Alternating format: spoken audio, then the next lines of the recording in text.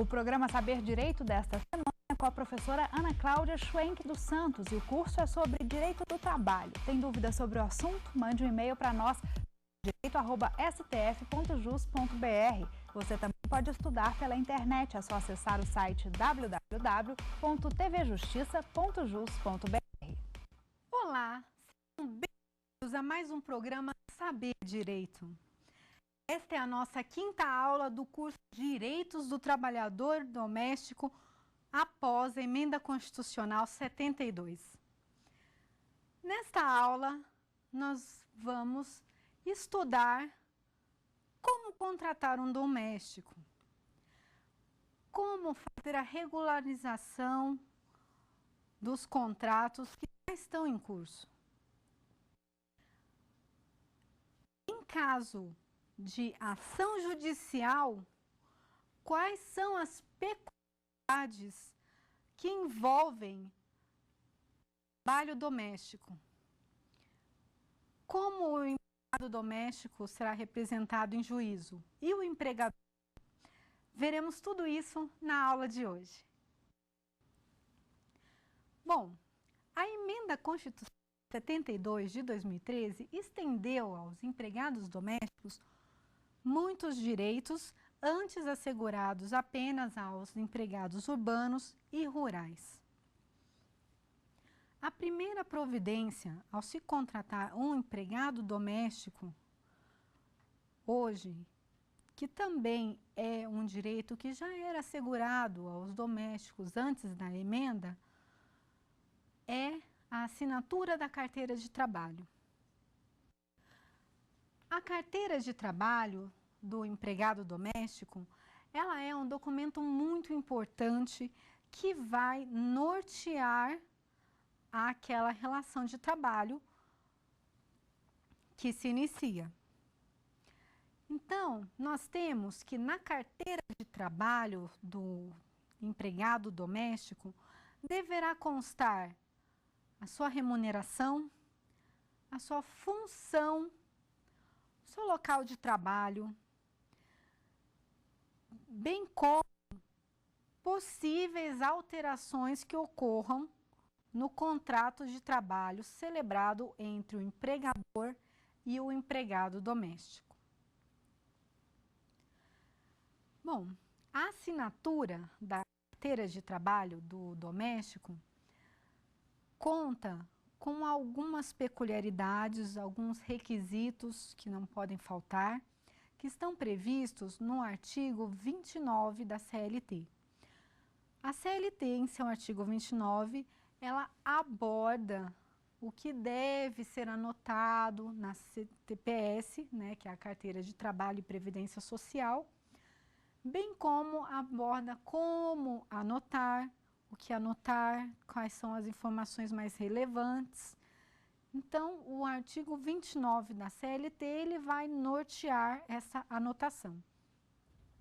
É também importante lembrarmos que o artigo 2º da Lei 5859 de 72, que trata do empregado doméstico, ele também informa quais são os documentos necessários para o início dessa relação de trabalho. O empregado doméstico deverá apresentar a carteira de trabalho, deverá também apresentar um atestado de boa conduta, bem como um atestado de saúde a critério do empregador. Isso pelo que afirma o artigo 2º da Lei 5859 de 72. Bom, por estes requisitos, nós vemos que a carteira de trabalho segue como sendo o principal requisito. Temos também que o empregado doméstico apresentará atestado de boa conduta e o atestado de saúde, a critério do empregador. Agora, nestes tópicos, que são respectivamente incisos 2 e 3 do artigo 2º da Lei 5859 de 72, nós temos que fazer algumas considerações. O atestado de boa conduta, enfim, caso o empregador não sinta necessidade desse documento, ele não precisará ser apresentado. Agora, a respeito do atestado de boa conduta. O que seria uma boa conduta do empregado doméstico? Aquele atestado de boa conduta, ou até mesmo algumas certidões que são solicitadas do empregado, né, certidão negativa das justiças estadual, federal, enfim, para ter certeza de que aquele empregado não tem contra si nenhum tipo de ação criminal, ação penal. São documentos que só indicam a existência de alguma queixa-crime se houver, de fato, o início de uma ação judicial contra aquele empregado por conta de algum crime por ele cometido, um furto. Então, nós temos que esse atestado de boa conduta, bem como as certidões negativas criminais, enfim, são documentos que atestam a boa conduta do empregado, mas se porventura aquele empregado tiver tido uma conduta desabonadora, como furtado, ou tido um mau procedimento em serviço, isso só vai aparecer naquela certidão se houver contra esse empregado uma ação judicial. Se o empregado doméstico não for processado pelo empregador, o próximo empregador não terá como saber que aquele empregado doméstico furtou na casa anterior, porque esse tipo de apontamento só aparece em certidão criminal quando há uma ação judicial contra o empregado. O boletim de ocorrência ele não é suficiente, né? Então, nós temos que este atestado de boa conduta apresentado pelo empregado, ele não exime o empregador de repente, entrar em contato com o antigo empregador. Não exime, no caso, não impede, não supre o ato do empregador de entrar em contato com o antigo empregador daquele empregado, né, que acaba sendo também uma possibilidade interessante de se obter mais informações, porque muitos são os casos de empregador doméstico que acham por bem demitir o empregado doméstico e não toca mais nesse assunto a respeito do que ele não fez, a respeito do que ele fez e não deveria ter feito, certo?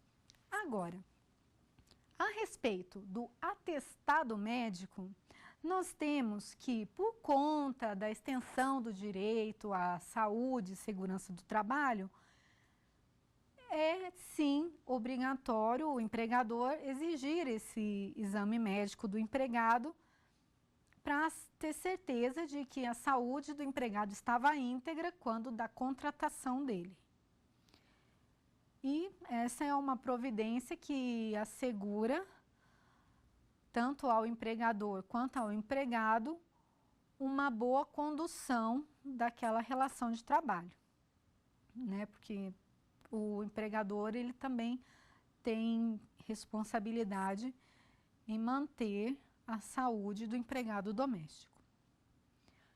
Bom, a respeito dessa documentação que o empregado teria de apresentar, nós temos então que esse atestado de conduta e esse atestado médico, eles são importantes embora o empregador possa entrar em contato com o antigo empregador daquele doméstico e também o empregador deve solicitar o exame médico a seu encargo, né? O empregador pede ao doméstico o exame médico a seu encargo, pago pelo empregador.